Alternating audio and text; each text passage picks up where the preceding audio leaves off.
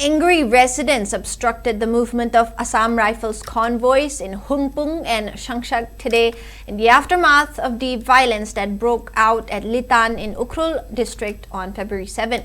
Despite a visit to the site by Deputy Chief Minister Losidiko, who appealed for de-escalation, the situation remains tense as several rounds of fires were exchanged between armed groups and multiple houses were razed yesterday. Following the arson, Kuki residents reportedly fled to Mongkot Sipu, while Tangkhul Naga residents moved towards Lengang Ching.